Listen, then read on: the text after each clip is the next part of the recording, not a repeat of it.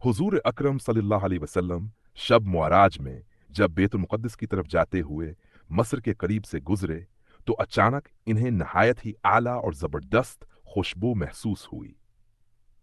आप सल्लल्लाहु अलैहि वसल्लम ने हैरत से हजरत जबरील अलैहिस्सलाम से पूछा, ए जबरील, ये खुशबू कहां से आ रही है?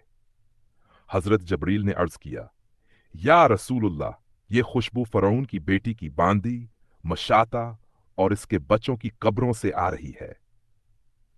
फिर हजरत जबरील अलैहिस्सलाम ने इसका वाकया बयान किया। मशाता, जो कि फरौन की बेटी की खादमा थी, खफिया तौर पर अल्लाह पर ईमान ला चुकी थी। एक दिन जब वो शहजादी के बाल बना रही थी, उसके हाथ से कंघी गिर गई। उठाने के दौरान इसकी जबान से बेख्तियार बिस्मिल्लाह निकल गया। शहजादी ने हैरानी से पूछा, ये तूने क्या बोला? मेरा रब तो मेरे बाप फरौन है, तू किसका नाम ले रही है? मुशाता ने जवाब दिया, फरौन रब नहीं है, रब तो वो है जो मुझे और तुम्हें, बल्कि खुद फरौन को भी रोजी देता है। शहजादी गुस्से में आकर बोली, तो कहती है कि मेरे बाप के सिवा किसी और को रब मानती है। मशाता ने पूरे ईमान के साथ कहा, हां, मेरा, तेरा और तेरे बाप सबका रब अल्लाह ताला ही है। ये सुनकर शहजादी ने फौरन ये बात फरौन को बता दी।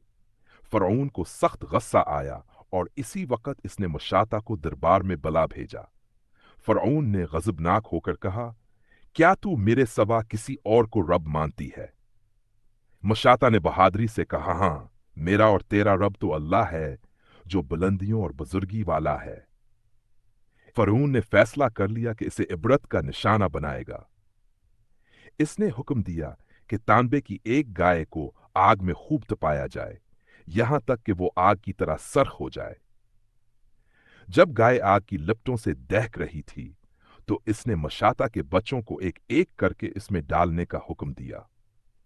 मशाता ने दरख्वास्त की, बादशाह, मेरी एक दरखास्त है, मेरी और मेरे बच्चों की हड्डियां एक जगह इकट्ठी दफन कर देना।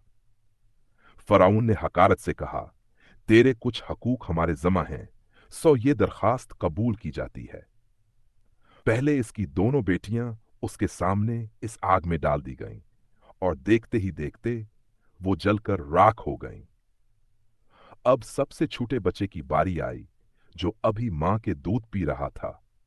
सिपाहियों ने इसे मां से छीनकर आग में डालने के लिए घसीटा तो मशाता की आंखों तले अंधेरा छा गया। लेकिन अल्लाह ताला ने इस बच्चे को इसी वक्त जबान दे दी। इसने बाआवाज बुलंद कहा, अम्मा जान, खौफ ना करो, पसो पेश ना करो, हक पर जान देना ही सबसे बड़ी नेकी है। यह सुनकर मशाता को तसल्ली हुई। सिपाहियों ने इस नन्हे बच्चे को भी आग में डाल दिया और आखिर में मशाता को भी इसी दहकती आग में जलाकर शहीद कर दिया गया।